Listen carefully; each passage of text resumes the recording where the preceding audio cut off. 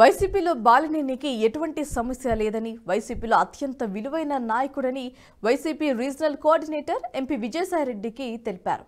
పార్టీలో బాలినేనికి ఉన్న ప్రాధాన్యత తగ్గదని, ఆయన స్థానం ఆయనకు ఉంటుందన్నారు. వైసీపీ అభ్యర్థుల మార్పులకు సంబంధించి ఇప్పటికే 3 లిస్టులు రిలీజ్ చేశామని, త్వరలో మరో లిస్టు ఉంటుందని విజయసాయిరెడ్డి అన్నారు.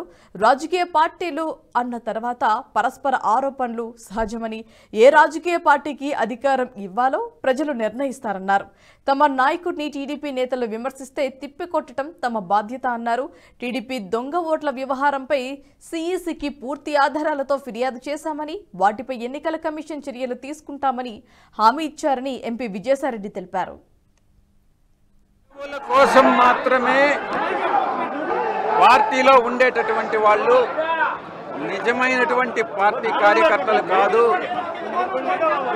పార్టీ పట్ల లాయల్టీ, పార్టీ అధినాయకుడి పట్ల లాయల్టీ ఉన్నటువంటి వాళ్ళు మాత్రమే వైఎస్ఆర్ కాంగ్రెస్ పార్టీలో చిరకాలం మనగలుగుతారు. వైఎస్ఆర్ కాంగ్రెస్ పార్టీ వారికి ప్రాధాన్యత ఇస్తుంది. లాయల్టీ అన్నటువంటిది, క్రమశిక్షణ అన్నటువంటిది ముఖ్యం. పార్టీ అధ్యక్షులు ఇది ప్రాంతీయ పార్టీ.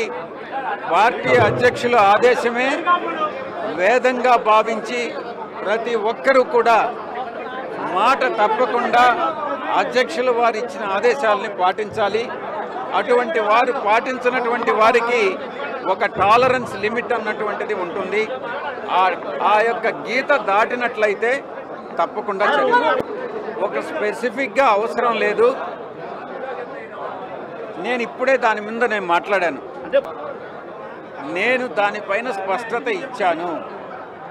పార్టీలో దాని డిఫరెన్స్ ఏంది? తిట్టడం వేరే, పార్టీని ఏదైతే మన మీద విమర్శలు చేశారో దాన్ని తిప్పికొట్టడం వేరే.